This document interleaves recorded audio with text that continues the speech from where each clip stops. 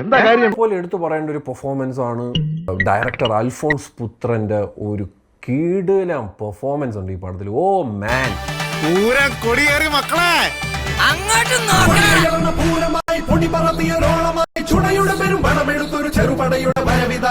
ഗംഭീര പടം. ഓ ഒരു രക്ഷയില്ല. പോളി സിനിമയാണ്. വാഴ ഫസ്റ്റ് ഒന്നും അല്ല, മോനെ സെക്കൻഡ്.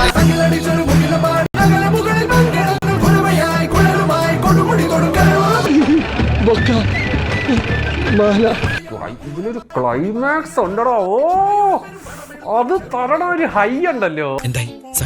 അവന്മാരുടെ കൂടെ ഉള്ള കൂട്ട് വേണ്ട. വേറെ വള്ളിയൊന്നും വരായിരുന്നാ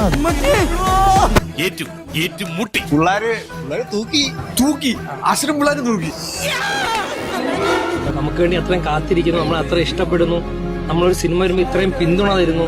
അതൊക്കെ ഒരുപാട് സന്തോഷം തരുന്ന കാര്യമാണ്. ഇപ്പോഴും എന്റെ ഞെട്ടല് മാറിയിട്ടില്ല വൈദ്യരെ. സിനിമ ത്രൂ ഔട്ട് ഭയങ്കര എൻഗേജിംഗ് ആണ്, നല്ല എന്റർടൈനർ ആണ്. ഒരു നിമിഷം പോലും എനിക്ക് എവിടെ ബോറടിയോ ലാഗടിയോ ഒന്നും തോന്നിയില്ല. നല്ല കിടുക്കാച്ചി കിടിലോസ്കി പടം തുടങ്ങിയിട്ടുള്ളൂ. ഞാൻ വേണ്ടെന്ന് വെച്ചിരുന്നതാ. അവന്മാര് മരിച്ചാണ് ഈ പടത്തിന് നിന്നതെന്ന് നമുക്കിങ്ങനെ ഓരോ സീൻ ബൈ സീൻ നമുക്കത് അറിയാം. നമ്മൾ 4 പേരിൽ എന്ന് വെച്ചാൽ ഏതെങ്കിലും ഒരാള് രക്ഷപ്പെട്ടാൽ മതി എന്നാണ് എന്റെ മനസ്സിൽ ചില പ്ലാനൊക്കെ ഉണ്ട്. അപ്പൊ ആദ്യം ഞാനാണ് പോണെങ്കിൽ അവന്മാർക്കറിയാം ഞാൻ പോണ വഴിയിൽ ഉമാരെ കൊണ്ട് തുടക്കത്തിൽ തമാശയായിട്ട് തുടങ്ങുന്നെങ്കിൽ അത് കുറച്ചും കൂടെ എത്തുമ്പോഴേക്കും അത് സംഭവം നമുക്ക് ഇതിന്റെ സ്ട്രഗിൾ നമുക്ക് ശരിക്കും മനസ്സിലാവും. കൂടെ ഉള്ളവന്മാരൊക്കെ അങ്ങ് പോവും. അവസാനം പുറത്തിറങ്ങാനും കലങ്ങിയിരിക്കാനൊക്കെ ആരും കാണത്തില്ല.